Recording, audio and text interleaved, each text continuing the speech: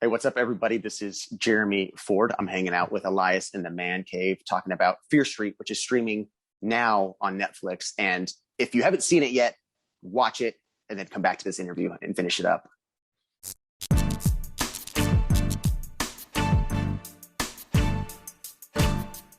Jeremy, welcome to the cave. Hey, man, thank you so much for having me. Exciting time for you. Yeah, it's been a whirlwind, especially this last week. Yeah, so like the listeners, the viewers can we see you as Peter and Caleb on the Fear Street Trilogy. But before we jump into that, I mean, I always like to know my guests, how did you decide to get into the acting world, man? What pushed you into this? Yeah, it's a fantastic question. I ask myself that often because it kind of just happened, Yeah. I wasn't one of those kids that like did theater growing up and like I wasn't like performing for my family. I was really shy actually, and like I just remember in fifth grade giving like a presentation and just totally choking. Like the last thing I wanted was to like have eyeballs on me. But for whatever reason, like I graduated high school and I was a pretty shitty student. So I knew I wasn't going to college. So I sort of just hit the workforce and I was just like working at like the local mall because that's what you do when you're 18, and a girl that I worked with, because working at the mall is kind of like the next level of high school. It's like you get to know everyone around you. There's all this drama. Everyone's like hooking up. It's just like high school, but you get paid. So I got to know all the people around me. And one of the girls that worked in the food court, she did background acting. And she's like, oh, you should watch whatever it was. Like, oh, you should watch Pretty Little Liars tonight. I'm going to be on it. And I'm like, whoa, no way. I'm like, what do you mean? Like, that's crazy. And she's like, oh, I just do background acting. It's really fun. Like literally anybody can do it. And I was like, dude, that sounds way better than working at the mall. So I started doing background acting and I really enjoyed it. Like my very first job was like on a big soundstage in LA, and there's just like electricity in the air when you walk on, and everyone's milling around, and it was exciting. And I hated background acting kind of immediately, but I loved being on set. So I kind of just decided like, oh, you know what? Yeah, I'll try this acting thing. And yeah, I just ended up kind of falling in love with it. Wow. Did you like start taking acting lessons? Like what was the next step after the whole background thing? Yeah, so I started. I grew up in Southern California, about Okay. 90 minutes outside of LA, like South Riverside County, and so I was just commuting, doing like background jobs. And my mom was like, "Oh, there's like this acting class I heard about in Temecula, which is kind of around where I grew up." And I'm like, "Okay, cool. Yeah, I supposedly want to be an actor now, so I'll do an acting class. That sounds good." And I just signed up, and it's a real sort of beginner local acting class, but it was great. I mean, like you get up on stage and you have no choice but to like just either sink or swim. And I quickly realized how hard acting actually was, but I still loved it. And I did that sort of beginner acting class for maybe like 6 months or so. And I sort of like opted out of it for whatever reason. And I didn't really train after that, but it was just sort of like cutting my teeth with my friends, like making short films. And then you start auditioning, and yeah. Did you get the speech from your parents? Like, what's your plans after high school? And like, when you told them like, this is what you were going to go and do, like, what was the reaction? Yeah. My parents have always been like really supportive of like whatever I wanted to do, and my dad's like a real like gruff construction working guy, and, I was always like a sort of shy, sensitive kid. But I told him I wanted to be an actor, and I feel like both my parents were like, oh, that's cute. Yeah, go for it. Whatever, And then a few years went by and I kept doing it. And my dad called me like, I think the day I turned 25, and he's like, okay, like you're still doing this, right? And I'm like, yeah, very much so. And he's like, okay, cool. Like I support you. So, keep going. And I'm like, oh, thanks. Did you have like a backup plan? Like how many years you were going to give this a chance before you're like, all right, maybe I should look into something else or other parts in the industry, like behind the scenes? No, I sort of like rejected the idea of a backup plan because, when you're 20 and you're pursuing acting, like what do? You work at a restaurant, and you're working at a restaurant. Everyone's like, oh, so, what, are you going to college? I'm like, no, I'm not. And they're like, oh, so like, what do you want to do? I'm like, oh, I'm an actor. I'm pursuing acting. And they always would like laugh or roll their eyes and be like, oh yeah. Like I had a nephew that tried that. He's a lawyer now. I'm like, oh, good for your nephew. Yeah. But yeah, early on, I'm like, this backup plan thing, I don't want it. It sort of felt like leaving room for failure. And I just committed like out of the gate to like trying to make it as an actor. And that was my plan. But that said, like as a survival mechanism in the industry, you sort of just start dabbling in other things, like I said, writing and like making things with your friends.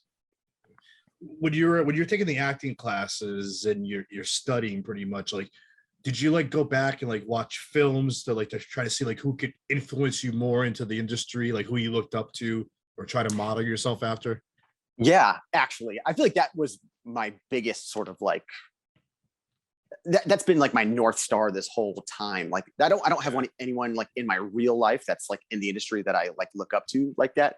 So I just latched on to like the actors I wanted to be like, and that evolved as the years have gone on. But out of the gate, when you're 20, I'm like, dude, I want to be Leonardo DiCaprio. I want to be the next Leonardo DiCaprio. And every audition I got, I would like look for lines like, all right, which line can I just absolutely like rage out on and scream? And that's not a good game plan, because you go into the room and you just start screaming, and the casting directors are like, bro, what are you doing? Calm down. But yeah, so I really look up to a lot of people in the industry. But yeah, it's sort of nice having that North Star, and you could sort of watch their movies and watch their career trajectories and stuff. What are some of your favorite films that you've enjoyed watching throughout all these years? Is there like a couple that you could watch over and over? And the next part two of that question is, are you a horror movie fan? I'll answer part two first. I'm a horror movie fan now. Like, yeah, I didn't like them when I was a kid. Like, with being shy and sensitive, I also like did not want to be scared ever. But I like them now. But movies that I like influenced me as an actor that I still watch. I don't know, like I really look up to guys like Ben Foster and Christian Bale. So like all those Christian Bale movies, like The Prestige or Out of the Furnace, like they're just so like well acted, and they're pretty gnarly. They're kind of day ruiners, especially like Out of the Furnace. So you kind of have to like devote a whole day of emotion to that. But yeah, I mean, I kind of have these like depressing movies on repeat because I get so much out of them in a sick way, maybe. So yeah, you got Fear Street, the trilogy. How exciting has this project been for you, and how did you get involved with this? It's been like super exciting. I got involved with it just by auditioning. I think I was probably auditioning for 7-8 years at that point, just doing tons of low budget stuff, super low budget, unpaid, no paid. And that's just what you have to do. It just takes that long in order to like have something of a big break. And Fear Street was kind of my first big break, and it was just an audition, and it came my way. And at the time it was like an untitled, at the time it was 20th Century Fox. It was untitled 20th Century Fox trilogy. And at that point, you're 8 years deep. You're just like, yeah, whatever. Chances are I'm not going to book it, but I'm going to try my best. And then, you start getting called back, and that's when you start to sort of get excited about it. And it was like a 6-week process of auditioning and like getting called back and like inching forward. And it was like a gnarly 6 weeks, especially, I'm like bartending every single day and trying to field phone calls from my agent about it. And yeah, I mean, I'll never forget the day that I booked it. It was, it was super exciting. Did you go in for Peter originally, or did you go for somebody else at first? No, I'm glad you asked, because I actually auditioned for Simon first, who's played by Fred Heckinger now. And Fred is just the man for the job. And Carmen Cuba, our lovely casting director, she saw something in me when I auditioned for Simon. She's like, I think you'd be better suited for this character named Peter. And I read the sides and I was like, oh man, I think you're right.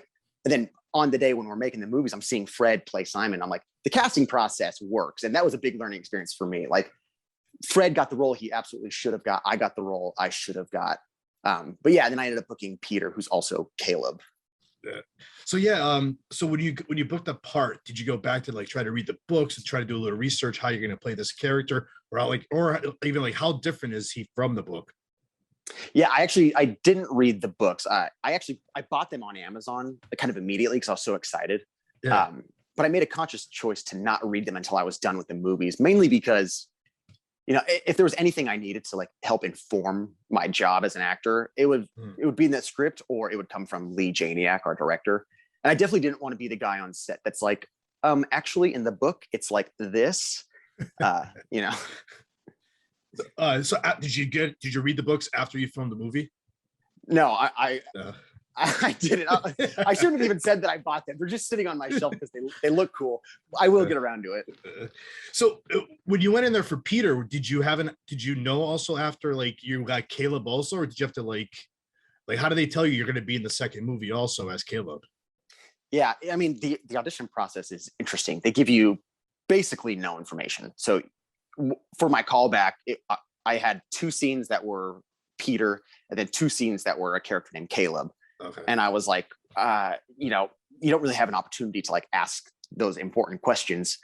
So I'm like, you know what? I'm just going to fill in the blanks and just sort of like make it work for myself. So I kind of just treated them as the same character.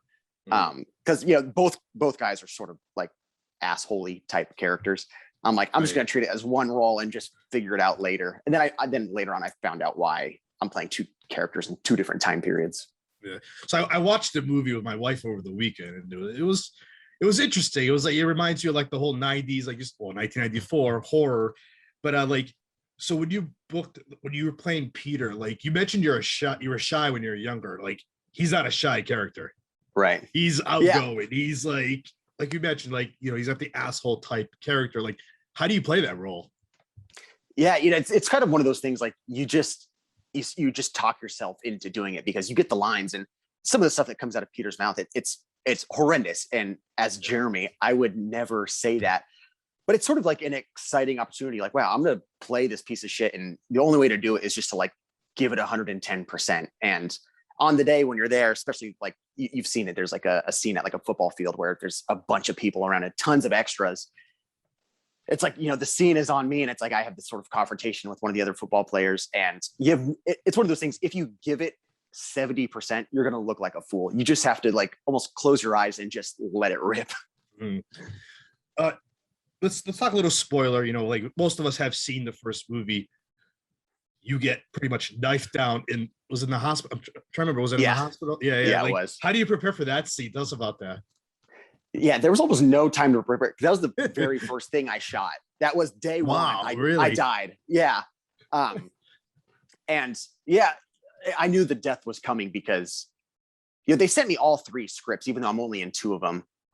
And I read them all back to back to back, all in one night. And at this point, I don't know anything. And because you spoiled it, I'll tell you this story. I just know I'm playing Peter and Caleb, and that's all I know. So I sit down and I'm like really excited. I just booked this huge project. And I lock myself in my bedroom and I'm going through the first script. No, here's Peter. Okay, cool. Oh, exciting. Cool. Big fist fight, whatever. And then I die at page 40. And I'm like, okay, obviously I'm going to come back, So I get to the end of the script. I'm like, okay, cool. Don't come back. Or I pick up the second script. It's 1978. I'm reading that one. And Caleb is not in 1978. I'm like, okay, so Peter or Caleb, they'll be in the third one. So I pick up the third one. Okay, there's Caleb. And Caleb makes a resurgence finally in the third one. And he luckily, I don't want to spoil anything, but right.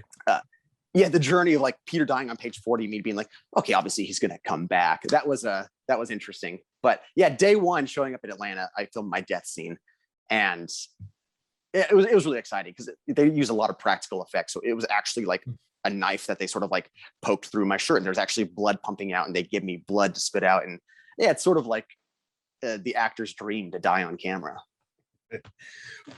Was this filmed before the pandemic, during the pandemic? Yeah, pre-pandemic. We shot them all in Atlanta, back to back in 2019.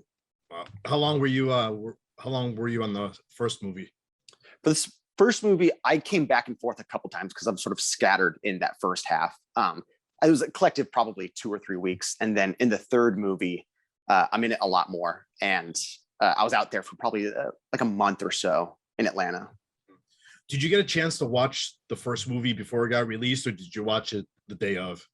I watched it a couple weeks before it came out, which was awesome. Actually, it's interesting, like watching yourself. I don't enjoy it so much. So seeing it like ahead of time, I got to like watch it and wrap my head around it. Then when I went to the premiere last week that Netflix did, I was able to actually like enjoy it, which was good.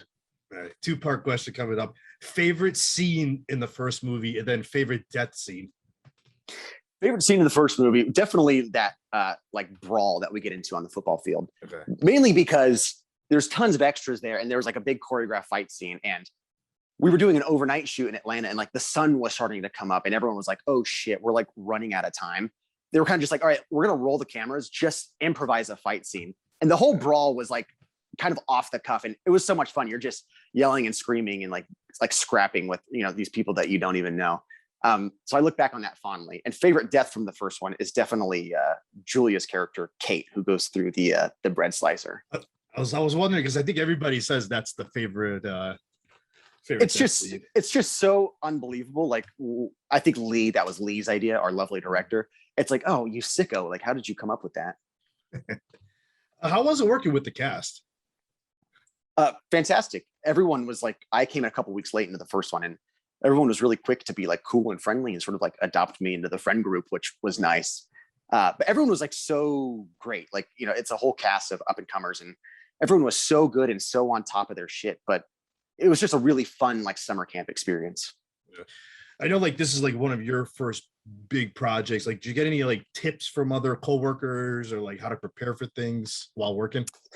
No, I didn't really get a lot of tips from people. I think a lot of us, this was like our first big thing. But I mean, you learn really quickly. Like I sort of like take notes at the end of every day. Like, okay, this is how this day went. This was a bit of a hurdle. Like, how did I overcome it? And in the first 2 weeks, I learned more than I have in like the last decade, just working on a project that large. And I'm so grateful for the Fear Street movies in a lot of ways, but I think I learned so much as an actor.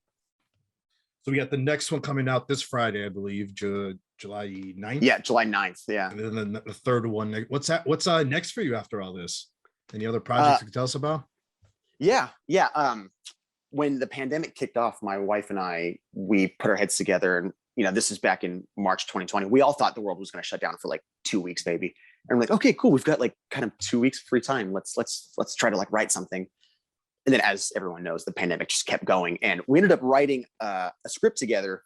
And at the beginning of this year, 2021, we got it financed, which is like a dream come true. We have 2 really lovely financiers. So we're actually in pre-production on that, and we're going to shoot it in September. And my wife and I co-wrote it, and I'm playing the lead, of course. And we have some fantastic producers and an awesome director named Jack Cooper Stimson. And yeah, I mean, we're like deep in the trenches with that right now. What's the plan? Like a streaming platform? Yeah, so we're independently financed right now. So I guess the plan is to, do our best to go to like Sundance or South by Southwest. Okay. And, the goal is obviously to make something great that we're all so proud of. So right now we're hoping to go to Sundance and just crush. That's awesome. And lastly, how can the listeners and the viewers find you on social media? Yeah, I'm on Instagram only. It's just at Jeremy Ford. And if you like pictures of my dog as much as I do, that is the place to find him. Jeremy, this was great. Thanks for coming on the show. Hey, thanks, Elias, man. Thank you so much for taking the time.